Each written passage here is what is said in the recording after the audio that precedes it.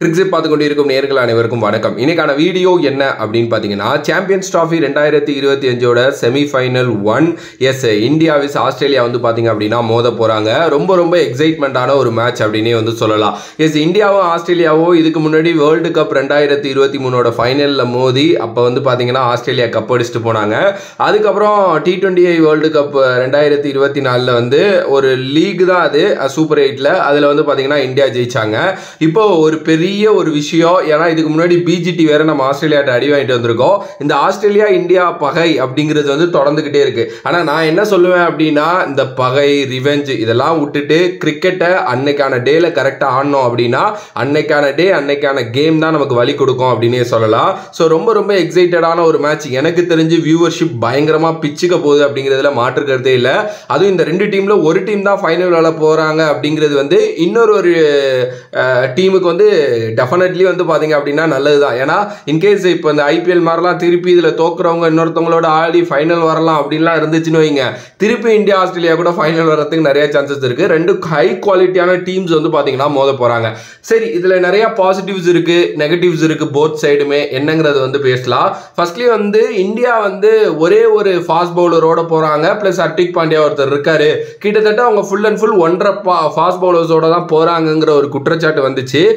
நேற்று இன்கேஸ் நம்ம ஜெயிக்கல அப்படின்னாலும் நான் இந்த கருத்தை தான் சொல்லியிருப்பேன்.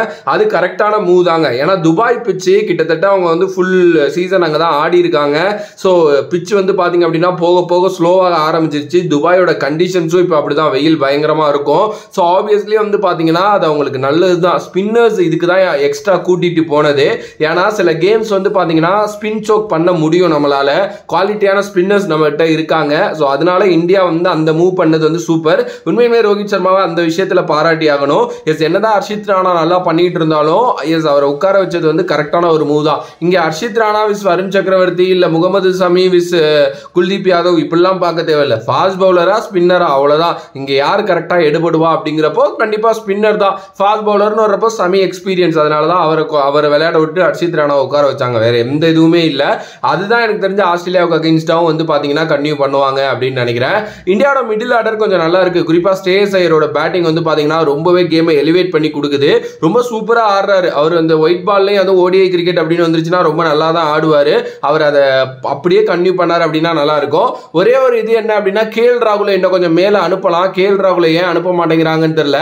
அக்ஷர் பட்டேல் மேல ஓவர் டிபென்சி வைக்கிறாங்க. பட் அது ஒரு குட் மூவ் தான். ஏன்னா ஒரு லெஃப்ட் ஹேண்டர் வேணும்னு அவங்க யோசிக்கிறாங்க. ஆனா நேத்து விழுந்த கட விக்கெட் விழுந்ததுக்கு நீங்க கேஎல் ராகுல் அனுப்பலாம். கேஎல் ராகுல் நம்பர் 5ஓட ஆவரேஜ் 65 கிட்ட வச்சிருக்காருன்னு நினைக்கிறேன். அந்த மாதிரி ஒரு பிளேயர் அவர். நிறைய அங்கதான் அவர் சக்சஸ் பார்த்திருக்காரு. அவருக்கு ஒரு கரெக்டான பொசிஷனே கிடைக்க மாட்டேங்குதுங்கிறது வந்து பாத்தீங்கன்னா ஒரு குறிப்பிடத்தக்க விஷயம். மேபி அவரை கொஞ்சம் அப்படி இப்படின்னு அனுப்ப ட்ரை பண்ணணும். கில் நல்ல ஃபார்ம்ல இருக்காரு. நேத்து நல்லா ஆடல, பட் ஆனா ஸ்டில் அவர் நல்ல ஃபார்ம்ல இருக்காரு. விராட் அண்ட் ரோஹித் இவங்க ரெண்டு பேருமே கண்டிப்பா ஃபயர் ஆகி ஆகணும். ஏன்னா ஒரு எக்ஸ்பீரியன்ஸ் கேம்பெயினர் செமிஃபைனல் மாதிரி வந்து பாத்தீங்கன்னா ஒரு டோர்னமெண்டோட செமிஃபைனல்ல அவங்க எப்படி ஆடுறாங்கிறது பொறுத்து தான் அந்த டீமோட வெற்றியும் தோல்வியும் அமையும். ஓகே, அண்ட் பவுலிங் யூனிட்டாக ரொம்ப நல்லா இருக்கு. ஆப்வியஸ்லி நம்ம தான் எனக்கு தெரிஞ்சு ரொம்ப பாசிட்டிவான டீமாக இருக்கும். எனக்கு தெரிஞ்சு நமக்கு வந்து பார்த்தீங்க அப்படின்னா ஒரு 90% வந்து பார்த்தீங்கன்னா செமிஃபைனல் போக நிறையாவே சான்சஸ் இருக்கு. இருங் பாய் அப்படின்னு சொல்ற மாதிரி இங்கிட்ட ஆஸ்திரேலியா நமக்கு என்னதான் 90 இருந்தாலும் அவங்க இருக்கிற அந்த 10% இருக்குல்ல, அது அவங்களுக்கு போதும். அந்த மாதிரி ஒரு டீம் தான் ஆஸ்திரேலியா. ஓவர் பில்டப் பண்றேன் அப்படின்லாம் நினைக்க வேணாம். நீங்க அவங்க அந்த சாதாரண ட்ரை சீரீஸ் இந்த மாதிரி சீரீஸ்ல எல்லாம் அவங்க பெருசா ஆட மாட்டாங்க. பட் இந்த ஐசிசி டோர்னமெண்ட்ஸ் அப்படின்னு வந்துருச்சுன்னு வைங்களேன், அவங்க 100க்கு 200 300% வந்து ஒவ்வொரு ஆளுமே கொடுப்பாங்க. அப்ப அதோட வெற்றி வந்து பாத்தீங்கன்னா ரொம்ப நல்லாவே மாறும். அதுதான் ஆஸ்திரேலியா எப்பவுமே பண்ணுவாங்க. பட் இந்த வாட்டி இருக்கிற ஆஸ்திரேலியன் டீம் அந்த பெர்ஃபெக்டான ஆஸ்திரேலியன் டீம் கிடையாது. ஏன்னா நிறைய ஃபாஸ்ட் பவுலர்ஸ் அவங்க மிஸ் பண்ணாங்க. ஸ்டார்க்கு, ஆசில்வுட் இவங்க எல்லாருமே மிஸ் பண்ணாங்க.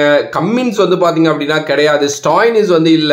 தி பிக் மேன் மிச் மார்ஸ் வந்து பாத்தீங்க அப்படின்னா இல்ல.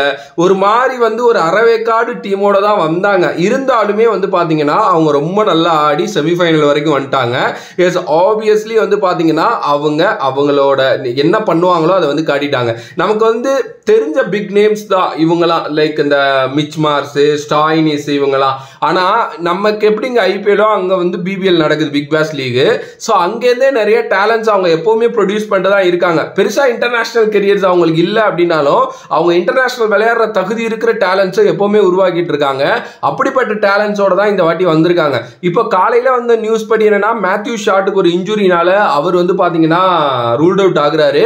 கூப்பர் கான்லி வந்து பாத்தீங்க அப்படின்னா ரீப்ளேஸ்மெண்டா ஆட் பண்றாங்க. கூப்பர் கான்லி இஸ் எக்ஸ்ட்ரானரியான ஒரு பிளேயர். அண்டர் 19 காலகட்டத்திலேருந்தே அவர் மேல ஒரு பெரிய நம்பிக்கை வைக்கப்படுது. பட் ஆனால் இந்தியாவுக்கு அகேன்ஸ்டா ஸ்ட்ரெயிட்டா ஒரு செமிஃபைனலில் டெபியூ ஆக மாட்டாரு. அவர் ஒரு ஆல்ரவுண்டர்.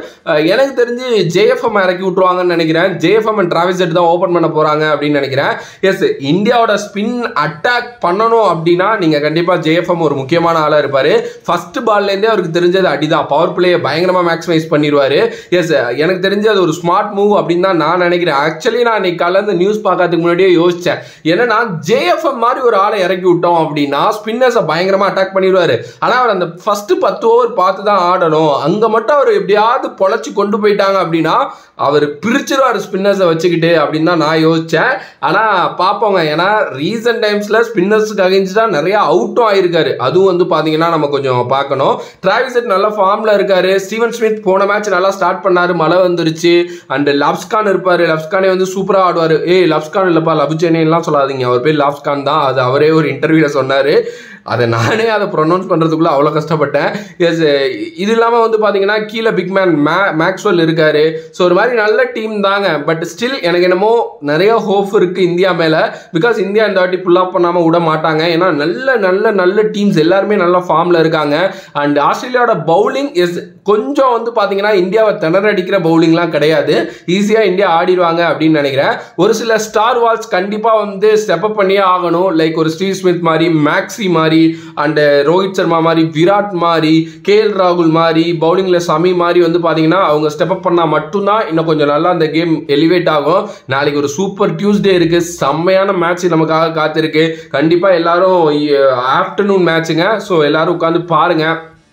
இதுலேருந்து யார் ஜெயிக்கிறாங்களோ செமிஃபைனல் 1, அதுக்கு அடுத்த மேட்ச் வந்து நியூசிலாந்து விஸ் சவுத் ஆஃப்ரிக்கா இருக்குல்ல, அது சூப்பர் மேட்ச். செமிஃபைனல் 2 அதில் எனக்கு சத்தியமாக ப்ரிடிக்ஷனே இல்லை யார் வருவாங்கன்னு. சவுத் ஆஃப்ரிக்கா ஒரு வேற லெவல் கிரிக்கெட் ஆடிட்டு இருக்காங்க கடந்த ஒரு 1-1.5 வருஷமா.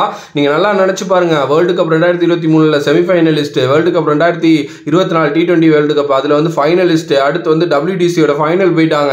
இப்போ வந்து பார்த்தீங்கன்னா இங்கேயும் வந்துட்டாங்க செமிஃபைனலுக்கு. அப்படின்னா ஒரு குவாலிட்டியான கிரிக்கெட் ஆடிட்டு இருக்காங்க அப்படிங்கிறது தான் அர்த்தம். பாப்போம் என்ன நடக்க போகுது அப்படின்னு சொல்லிட்டு. ஸோ உங்களோட கருத்துக்கள் வரவேற்கப்படுகிறது.